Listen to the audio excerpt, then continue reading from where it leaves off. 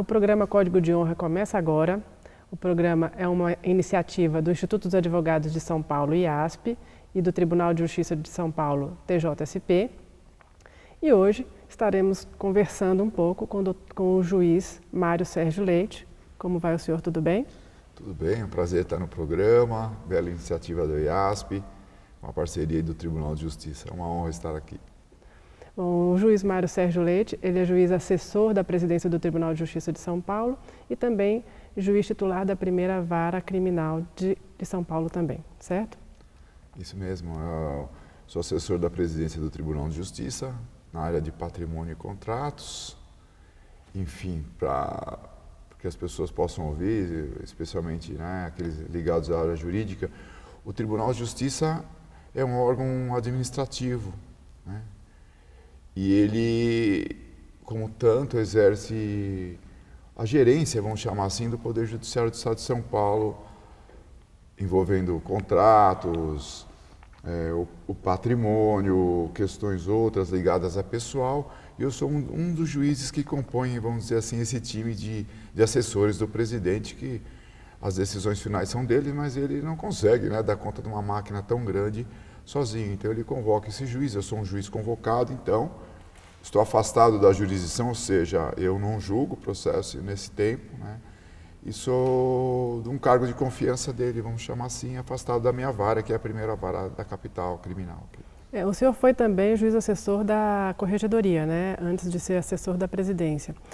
O que é ser um juiz assessor? Quais são as principais funções de um juiz assessor? Bom, a Corregedoria, a função básica da Corregedoria é uma orientação e acompanhamento das atividades jurisdicionais, fiscalização, inclusive. Nós recebemos reclamações, nós tentamos melhorar o atendimento ao público, o atendimento aos advogados, analisarmos questões de atraso e também organizar os serviços através das normas, atualizar essas normas de serviço. Por exemplo, a questão do processo eletrônico, foi todo um projeto desenvolvido ali. Enfim, é um controle e fiscalização e também normas de regulamentação, de regulação dos serviços judiciários dentro do Estado. E quais são os principais desafios na sua atual função, que seria de patrimônio e contratos? Qual é o principal desafio? Bom, o Tribunal de Justiça ele é composto de mais de 700 prédios no estado de São Paulo. E são dezenas e dezenas e dezenas de contratos. Atualizar e manter esse patrimônio adequado é uma tarefa de gigante, É muito difícil, porque o tribunal enfrenta há muitos e muitos anos uma carência muito grande de recursos e a máquina cresceu demais para atender o jurisdicionado. Hoje nós temos milhões e milhões de processos em andamento, houve muita necessidade de expansão também para que a atividade jurisdicional esteja presente no estado inteiro e como está em São Paulo, Mas para isso é preciso um investimento muito grande, é preciso que os fóruns sejam adequados. Então, nós temos muitas demandas de reformas, muitas demandas de manutenção, de ampliação de fóruns, e tudo isso é gerenciado aqui no Tribunal de Justiça. E eu sou um dos juízes que atuam nessa área, vamos chamar assim, desse gerenciamento na área de patrimônio de contratos. São dezenas de licitações diárias, compra de água,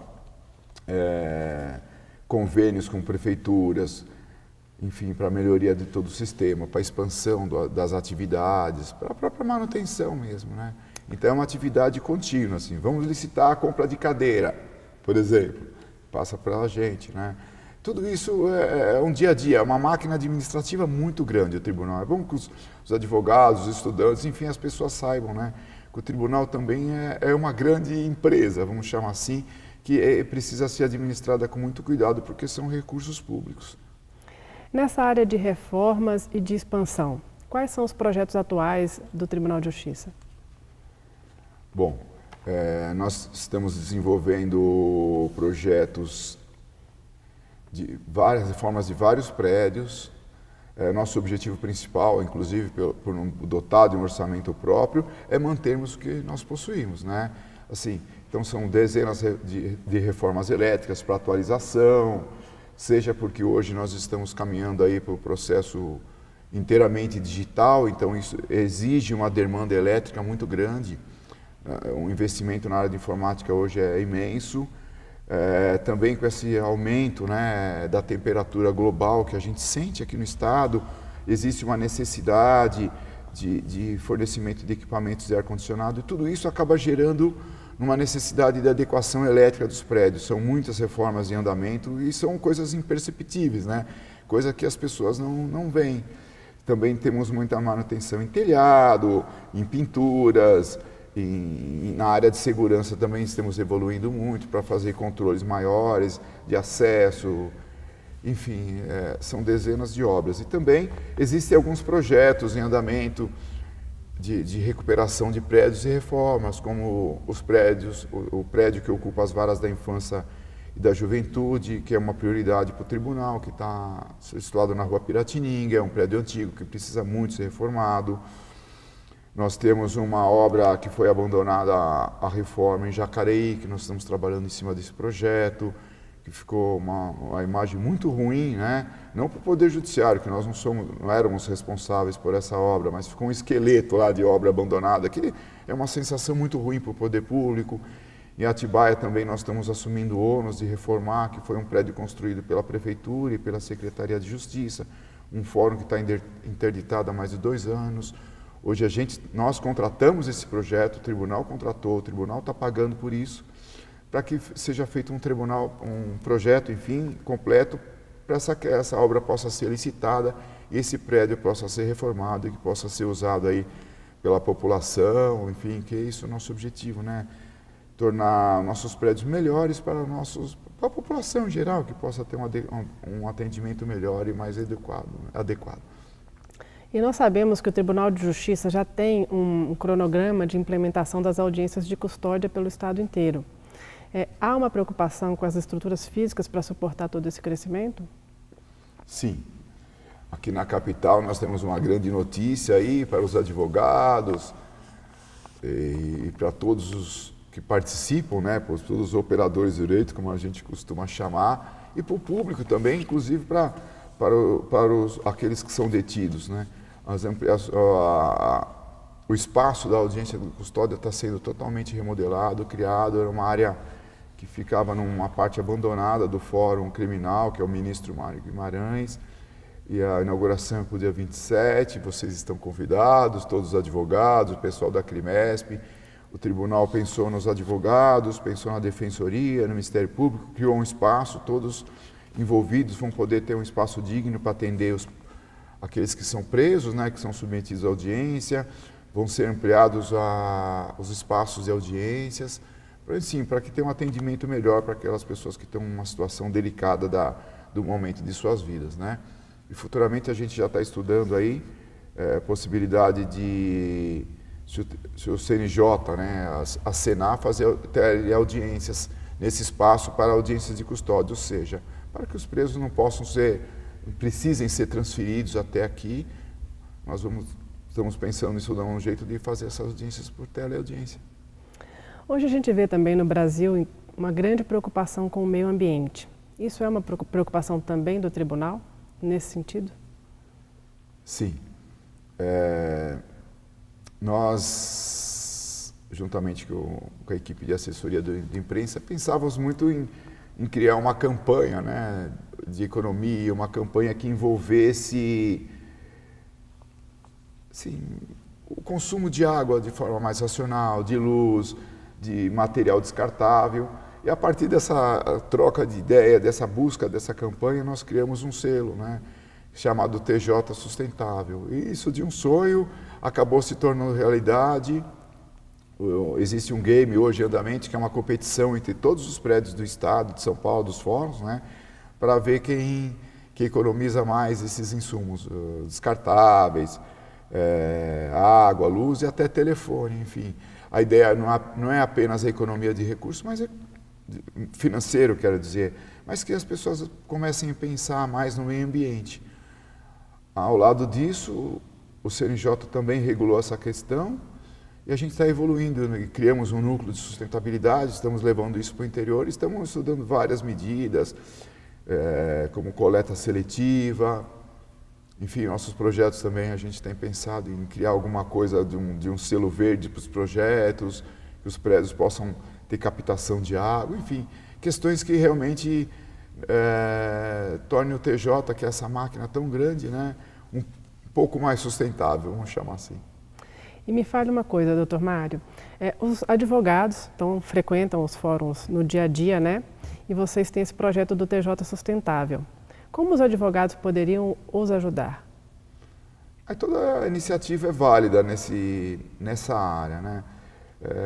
Os advogados ocupam, através da OAB, ocupam espaços nos fóruns, podem reduzir o consumo de ar-condicionado, enfim, de luz, apoiarem os juízes diretores nessas medidas, eventualmente patrocinarem alguma medida mais econômica, estimularem nossos servidores e levarem isso para a OAB, né? Levar isso para o IASP, por exemplo, que seja uma campanha conjunta, que a gente possa formar uma parceria. Isso seja, a ideia do TJ Sustentável também é irradiar para a casa dos servidores, para os advogados, para as pessoas que usam o fórum, essas questões de sustentabilidade. No uso, por exemplo, de um banheiro, que não se desperdice água, que não deixe a torneira ligada tanto tempo. Pequenas medidas mesmo, de cada um de nós, pensando no todo, né? Me fale um pouco sobre a carreira da magistratura. Nós temos como telespectador muito estudante de direito, muito advogado, estudantes esses de direito que sonham com a carreira da magistratura, né? Me fale um pouco sobre a sua carreira e o que isso agregou na sua vida e na sua missão. Ah, tá. Eu sou juiz há 22 anos, enfim, eu era uma pessoa quando entrei, hoje eu sou outra e a gente está sempre nesse processo de mudança. Eu acho que estimulou muito um aspecto humano. E eu acho que isso que tem que sensibilizar o juiz hoje. Não é o status do cargo, não é o poder. Acho que o candidato que só busca isso, ele não vai ser um bom juiz, assim. Eu acho que o caminho é esse crescimento humano, é poder contribuir com a coletividade, é levar sua gratidão no dia a dia, é ter paciência demais, né? É se expor um pouquinho, abrir o coração para as causas de família, para todas as outras também, para que a magistratura não se torne burocrata. É um grande desafio para nós, né? Para todo o serviço público, nós não nos tornarmos grandes burocratas. Eu acho que essa é a grande missão do juiz, é ser um servidor público mesmo. E concatenar a sua equipe, os funcionários que trabalham com você, os outros juízes, para que possam pensar um pouco nisso, né? Nessa missão assim, de humanidade, enfim. O senhor entende que a carreira da magistratura ela vem para servir? Eu escutei isso de um ex-presidente aqui do próprio Tribunal de Justiça e ele definiu da seguinte forma a magistratura. Fabiana, a nossa função é servir as pessoas. E se você enxerga desta forma, você se sente realizado. Sim, não sei que presidente colocou isso, mas foi uma frase realmente muito tocante, né? Eu acho que é isso mesmo. Eu brincava que eu sempre às vezes queria vontade de me envolver em algum projeto social, e eu já me envolvi em alguns. Enfim, consegui levar a justiça restaurativa para Barueri, para conflitos escolares. Sempre dá para fazer algo mais.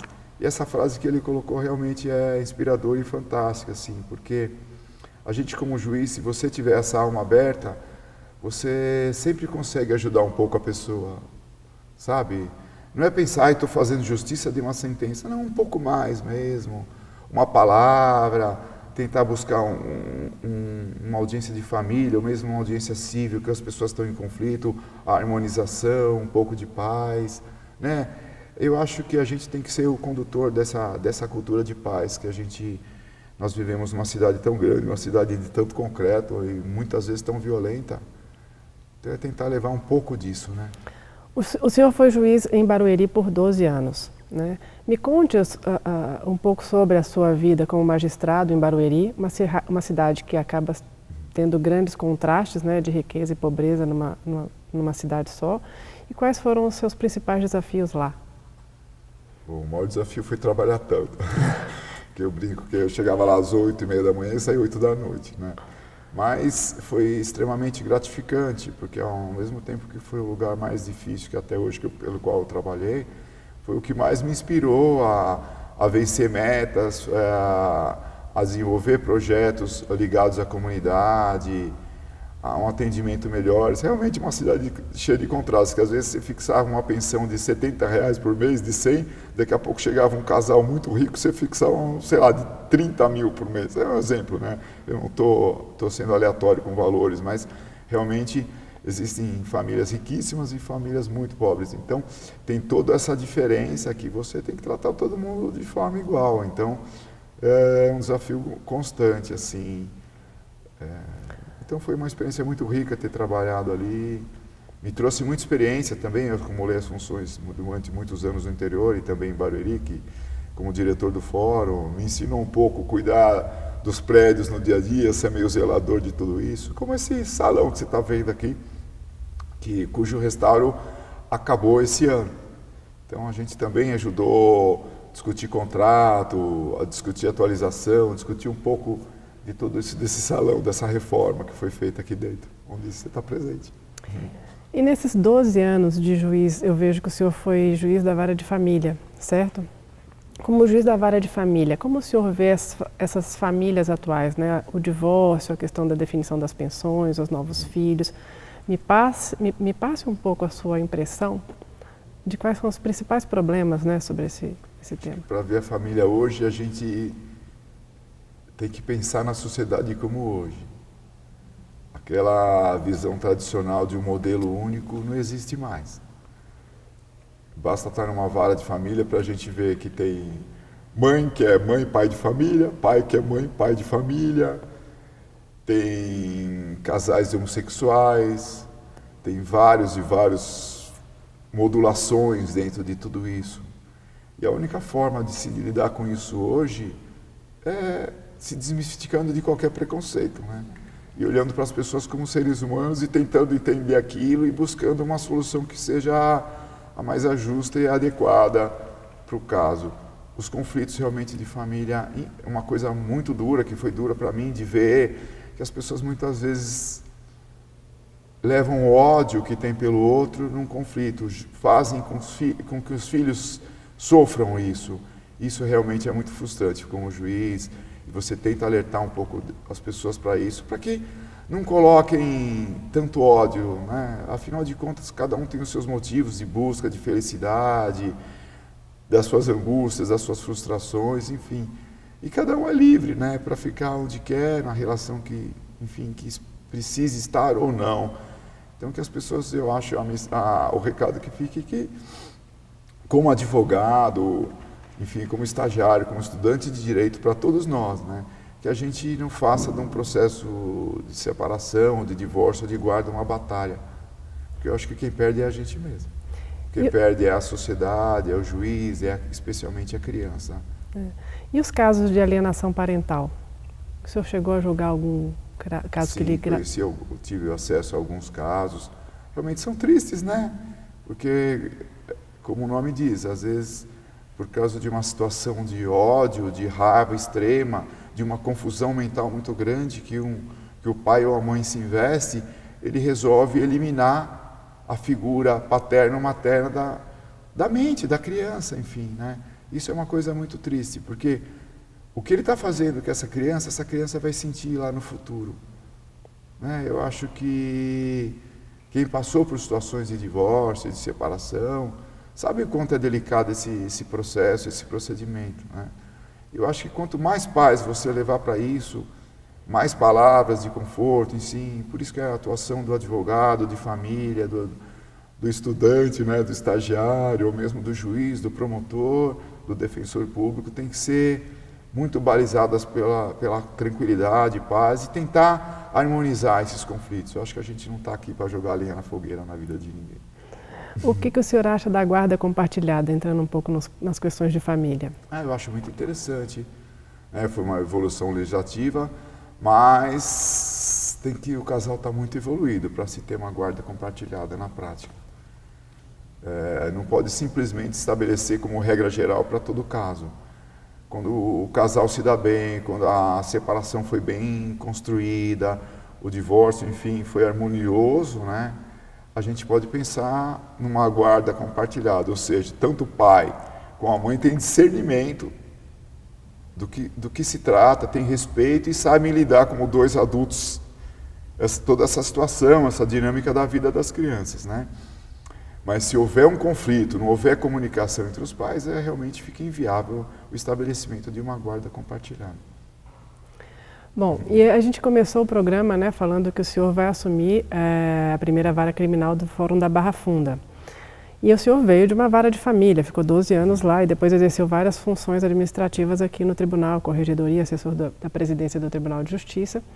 Qual é o grande desafio que o senhor acha que vai encontrar na vara criminal? Acho que eu estou voltando para casa.